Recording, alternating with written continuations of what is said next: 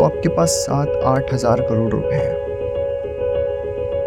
जिससे आप 35-40 200-200 बेड के हॉस्पिटल बना सकते थे, 300-400 हाई स्कूल खोल सकते थे,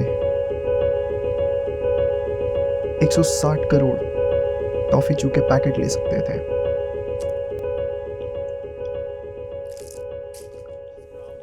Elected to bowl first. All set for this match.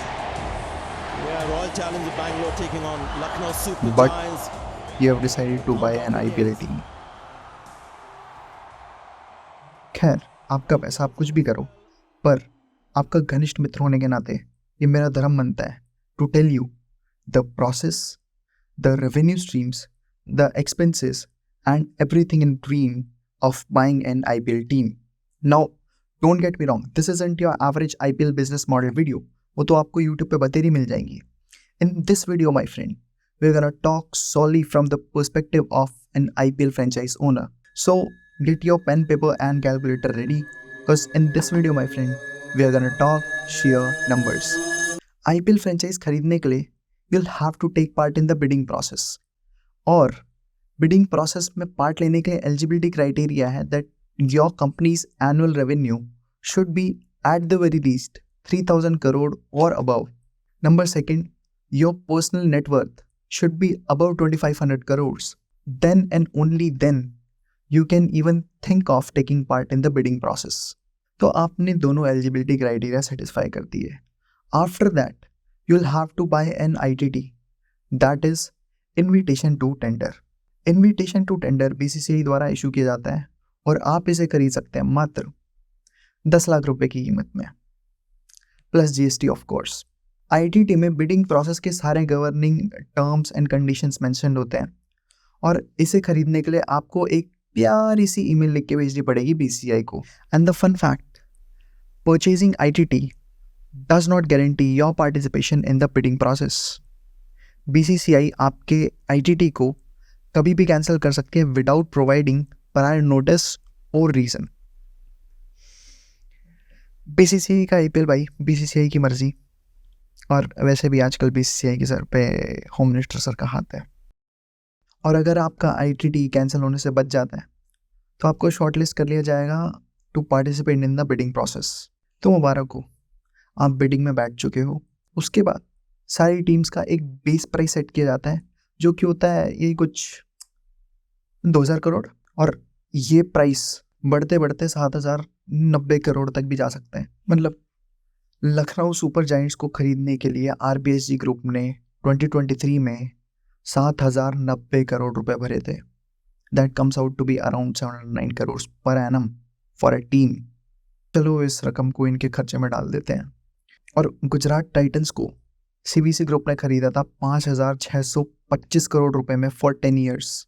मतलब BCCI के दान पात्र में 12,500 करोड़ रुपए भेंट चढ़ गए मात्र 2 टीम के ऑक्शन से. तो चलो आपने अपनी टीम खरीद ली, BCCI की बोनी भी हो गई और आपकी बैलेंस शीट पे पहला खर्चा भी चढ़ गया.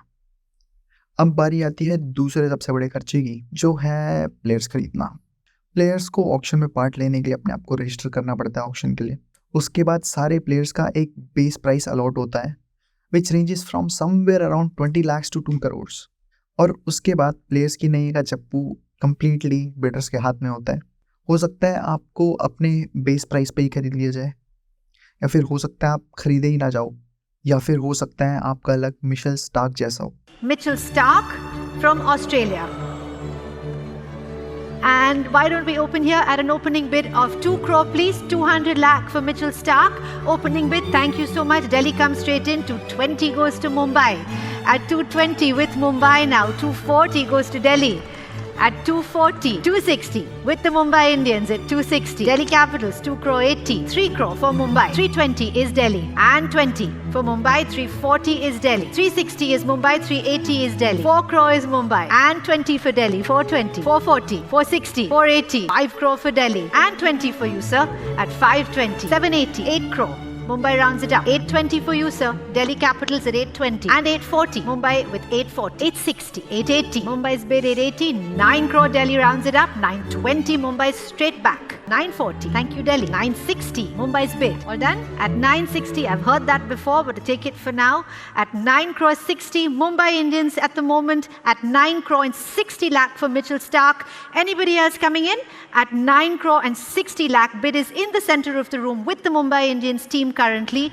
980 say Kolkata. मिशेल स्टार्क से पहले इनकी बात करनी ज़रूरी है, एक बहुत ही इम्पॉर्टेंट कॉन्सेप्ट समझाने के लिए। अंबानी साहब यहाँ पर आके रुक जाते हैं और इनको इनके पर्स ने रोका है, असली वाले ने नहीं, वो तो इनफाइनाइट है।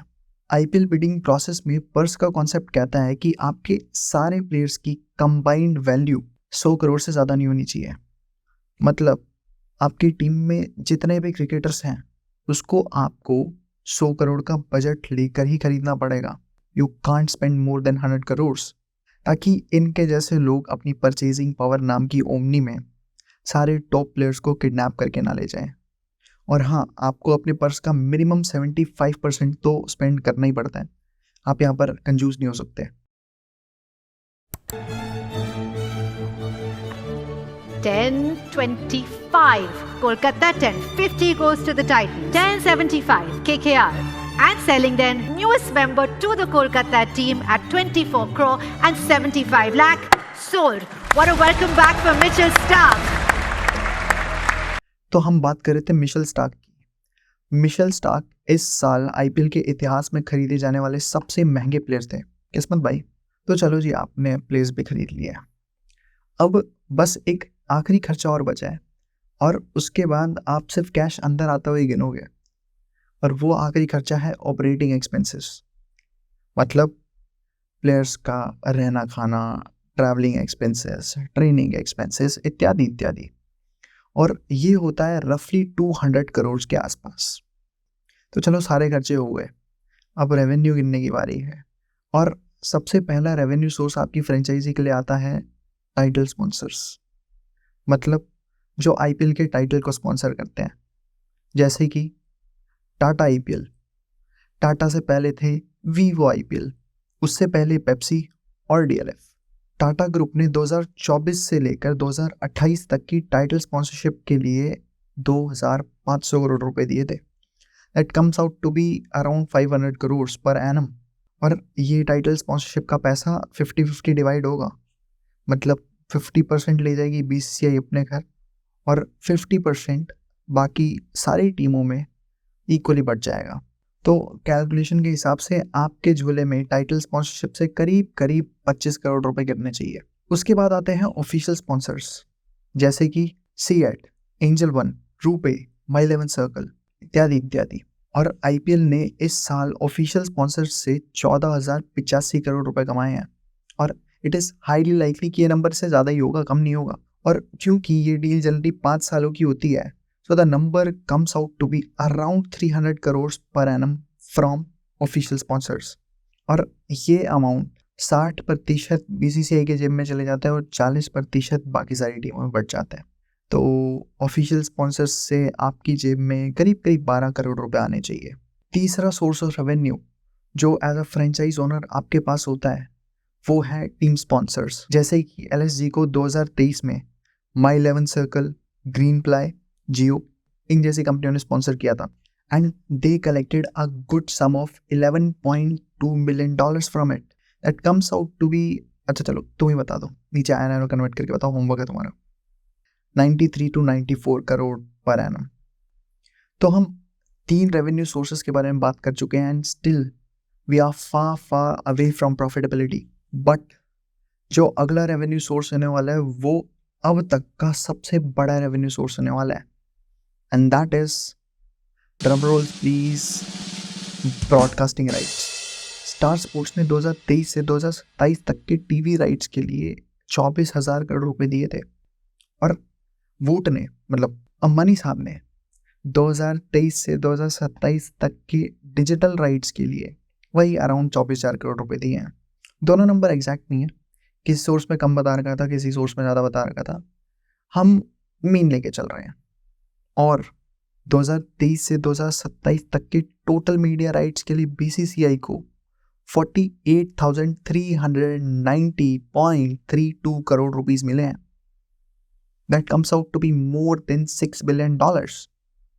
Billion with a B. And that to Capital One. मतलब 9,678.064 करोड़ रुपए प्रति वर्ष जस्ट फ्रॉम ब्रॉडकास्टिंग राइट्स। और ये अमाउंट भी 50-50% शेयर होएगी, क्योंकि बीसीसीआई को भी उनकी टीचर ने सिखाया है। मतलब as a franchise owner broadcasting right से आपको मिलेंगे 480 करोड़ से लेकर 490 crore rupees. Next source of revenue for you is ticket sales. पर मैच टिकट सेल्स से 3 से 5 करोड़ रुपए जनरेट होते हैं, जिसको 80-20 स्प्लिट कर लिया जाता है। 80% जाएगा आपकी टीम को, मतलब होम टीम को, और 20% जाएगा स्टेट क्रिकेट बोर्ड को। जैसे कि अगर एडन गार्डन्स पे क्रिकेट मैच होने पर 5 करोड़ की सेल हुई है, तो 4 करोड़ केकेआर घर लेके चले जाएगी और 1 करोड़ रुपया चले जाएगा क्रिकेट एसोसिएशन ऑफ बंगाल को। Usually each team plays 6 to 7 home games each year. That means 20 to 35 crore rupees is destined to go into your pockets each year through this revenue source. उसके बाद आती है प्राइस मनी। और अगर आप RCB franchise owner हो तो इसके बारे में भूल जाओ, this is not for you. Just kidding. Her team को खेलने के लिए at the very least in the worst case scenario भी 4 करोड़ रुपए मिलते हैं। जीतने वाली टीम घर ले जाती है 20 करोड़ रुपए का चेक। सेकंड टीम को 12.5 करोड़ रुपए से काम चलाना पड़ता है। थर्ड टीम को 7 करोड़ रुपए मिलते हैं, और जो एलिमिनेशन हारती है उसके नसीब में जाते हैं 6.5 करोड़ रुपए। बट सारे पैसे अपनी जेब में मत डाल लेना। 50% आप अपने पास रख सकते हो एज अ फ्रेंचाइज ओनर, और 50% आपको प्लेयर्स को देने पड़ेंगे। तो 4 करोड़ का रेवेन्यू आप यहाँ से लगा लो in the worst case scenario. और अभी भी हम प्रॉफिटेबिलिटी के आसपास तक नहीं भटक रहे। पर कुछ सूत्रों के अनुसार एक आईपीएल टीम हर साल 100 से 200 करोड़ तक का प्रॉफिट बनाती है। मतलब कहीं से तो पैसा आ रहा है गुरु, और वो सोर्स है last source, that is merchandise. जितनी ज़्यादा टीम की ब्रांड वैल्यू, उतना बड़ा फैन बेस, उतना लॉयल फैन बेस, और उतना ही ज़्यादा पैसा from this particular revenue source. Now it is very hard to quote one particular number here because पहली बात ये कहीं पर मेंशन नहीं किया गया, और दूसरी बात it varies largely depending upon the brand value of the team। जो भी हो यार, आईपीएल कॉन्सेप्ट तो बड़ा होलसम है। आप खुश क्योंकि आपने as a franchise owner 100-200 crore रुपए का प्रॉफिट बना लिया। बीसीसीआई खुश क्योंकि BCCI earned a total of 2,400 crore rupees of profit. Indian economy खुश क्योंकि IPL contributed a total of $182 million in Indian economy in 2021 as per a KPMG survey। Sponsors खुश क्योंकि उनको आईबॉल्स मिल गई। हमारे देश के युवा खुश क्योंकि एक आईपीएल ही तो है जो उनको उनकी बेरोजगारी भुला के एक साथ जोड़ने का काम करता है। और अगर मैं अपनी वीडियो से आपको खुश करने में सफल हुआ, so please consider subscribing to my YouTube channel. मिलते हैं ऐसी ही अगली वीडियो में।